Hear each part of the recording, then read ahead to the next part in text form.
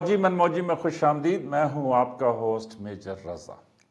آج کے پروگرام میں ایک ٹاپک ڈسکس کروں گا کہ جو سینسٹیو بھی ہے اور اس کے اوپر طرح طرح کی خبریں آ رہی ہیں. تو ٹاپک ہے کہ تیرا میں جو فائرنگ ہوئی اور اس میں جو سویلین وہاں پہ احتجاج کر رہے تھے ان کے اوپر جو 5 لوگ شہید ہوئے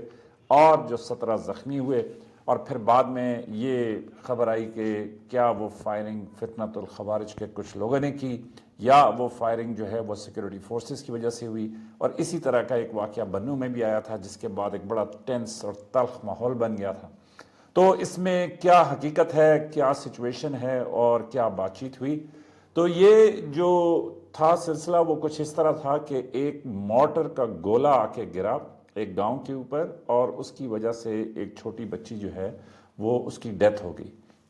تو جب وہ ظاہر ہے اس کی وجہ سے کیونکہ اچانک وہ آیا اور اس طرح اس بچی کی ڈیتھ ہو گئی، تو اگلی صبح جو ہے وہ لوگوں نے اس کے اوپر احتجاج کیا اور پھر وہ وہاں کے جو مقامی لوگ تھے وہ اکٹھے ہو کے احتجاج کر رہے تھے. اور چونکہ یہ موٹر کا گولہ تھا تو اس وجہ سے یہ ان کو معلوم نہیں تھا کہ یہ کس طرف سے آیا ہے. تو وہ سیکیورٹی فورسز کے ایک بریگیڈ ہیڈ کوارٹر تھا اس کے سامنے وہاں پہ لوگ اکٹھے ہو گئے اور وہ احتجاج کر رہے تھے. تو جب وہ احتجاج کر رہے تھے تو اتنے میں سیکیورٹی فورسز کے کچھ لوگ باہر آئے، وہاں پہ ان کی آپس میں بات چیت بھی ہوئی اور اس کے دوران جو ہے وہ ایک دوسرے سے مطلب جو گلے شکوے جو نعرہ بازی جس طرح ہوتی ہے تو اس طریقے سے وہ ہوا. لیکن اس دوران ماحول جو ہے وہ تھوڑا سا تلخ ہوا اور تلخ ہونے کے بعد کچھ لوگوں نے پتھراؤ کیا. پتھراؤ کے بعد جو ہے وہ فائر آیا اور اس فائر کے نتیجے میں جو ہے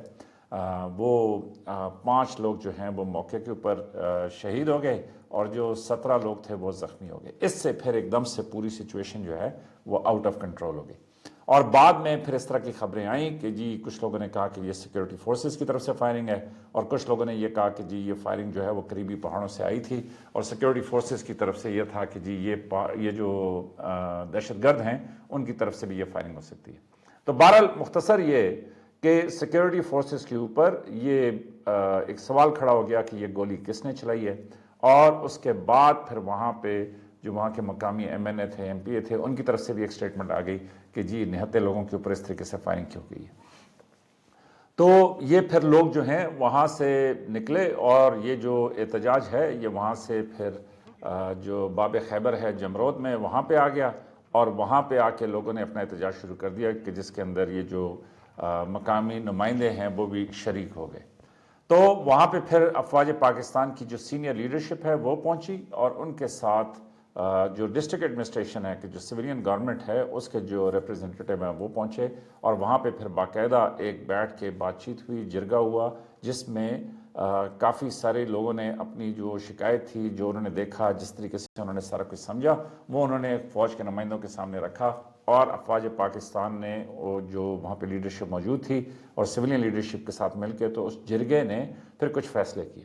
پہلا فیصلہ تو یہ تھا کہ جی یہ جو فائرنگ کا انسیڈنٹ ہے اس کی باقاعدہ انویسٹیگیشن ہوگی اور انویسٹیگیشن ہونے کے بعد جو بھی اس کا ذمہ دار ہوا، اگر وہ مطلب آرمی کی طرف سے کوئی ہوا تو پھر ان کو قانون کے مطابق جو قرار واقعی جو طریقہ کار ہے اس کے مطابق ان کا ذمہ دار ٹھہرایا جائے گا اور اگر اس پہ ان کی سزا بنتی ہوئی تو ان کو سزا بھی دی جائے گی. اس کے علاوہ جو شہید ہو گئے یا جو زخمی ہو گئے ان کی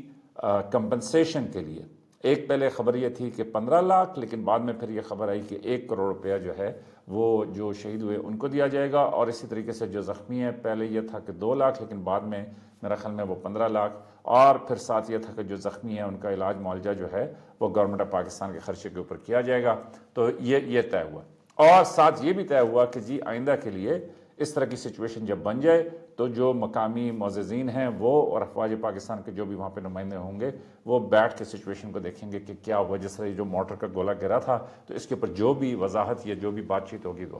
تو بہرحال یہ بڑی ٹینس سچویشن تھی. اس طرح کے انسیڈنٹس جو ہیں وہ بڑے افسوسناک ہوتے ہیں کہ جس میں عوام جو ہے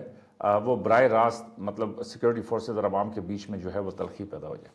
تو اس پہ اچھی بات یہ ہے کہ افواج پاکستان کی سینئر لیڈرشپ وہاں پہ پہنچی اور بیٹھ کے انہوں نے لوگوں کے ساتھ بات چیت کی، جو غلط ہے صحیح ہے جو بھی ہے انہوں نے لوگوں کی بات چیت سنی. اور یہی طریقہ ہوتا ہے کہ آپ لوگوں کی بات چیت سنیں، ان سے ڈسکس کریں، ان سے وہ کریں. لیکن اس سب کے بیچ میں ایک اور فیکٹر بھی ہے کہ جس کو آپ کہہ سکتے ہیں کہ وہ ایک ہاتھ ہے کہ جو دہشت گردی کو بڑھاتا بھی ہے، اور وہ ہے کہ یہ جو لوگ سمگلنگ میں، جو منشیات میں، جو ڈرگز میں، جو یہ آئل کی سمگلنگ، جو اس طرح کے سارے فیکٹرز ہیں، جس طرح بھی ٹوبیکو کی سمگلنگ کا بھی وہ کہتے ہیں، تو وہ جو ہاتھ ہیں کہ جو چاہتے ہیں کہ بھئی یہ جو سچویشن ہے اسی طریقے سے برقرار رہے، اور افواج چاہتی ہیں کہ جی یہ سچویشن جو ہے وہ ابھی کسی طریقے سے کنٹرول ہو، کیونکہ ہم ایسا کب تک چل سکتے ہیں،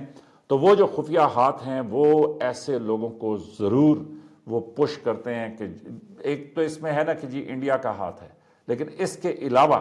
جو اس میں ایک بڑا ہاتھ ہے وہ ان لوگوں کا ہے کہ جن کے براہ راست مفادات، ان کا کاروبار، غیر قانونی کاروبار، غیر قانونی مفادات جو ہیں وہ اس سے وابستہ ہیں۔ تو اینی ویز میں نے کہا میں یہ آپ کے ساتھ شیئر کر دوں، وہ اس لیے کہ جی یہ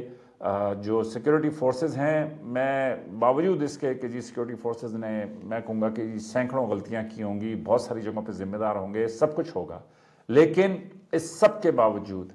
پاکستان کی جو جیو پولیٹیکل سچویشن ہے اس میں میرے دوستو افواج پاکستان ہمارے لیے انتہائی اہم ہے، اور اسپیشلی یہ دیکھیں کہ یہ پہلگام کا واقعہ ہوا تھا، تو اس پہلگام کے واقعے کے بعد جس طریقے سے انڈیا نے ایگریشن کی، تو ان کے لیے اسپیس جو ہے نا وہ ہم نے نہیں بننے دینی، تو اس لیے اپنی افواج سے گلہ کیجئے، آپ کی جو رائے ہے وہ لکھ کے بھیجئے، اب یہ بہت اچھے افسر ہیں، آپ ان کو جب چیزیں یہ سب پہنچائیں گے، بتائیں گے، دکھائیں گے، سب کچھ کریں گے، تو یہ ایسے نہیں ہے کہ یہ کوئی شہزادے ہیں کہ جی جو کسی رائل فیملی سے تعلق رکھتے ہیں اور وہ افواج کا حصہ ہیں اور وہ سنتے ہی کسی کے نہیں ہیں، ان کا خون علیحدہ ہے یا وہ کوئی اونچے درجے کے لوگ ہیں، ایسی کوئی بات نہیں ہے، یہ مڈل کلاس لوگ ہیں، آپ میں سے، میرے میں سے، ہم میں سے ہی اٹھ کے اس فوج کے جرنیل کرنیل جو بھی ہیں وہ بنے ہیں، تو ان افواج کے افسران کو جب آپ اپنی بات چیت بتائیں گے تو میں پورا ایمان رکھتا ہوں کہ یہ آپ کی بات چیت سنیں گے،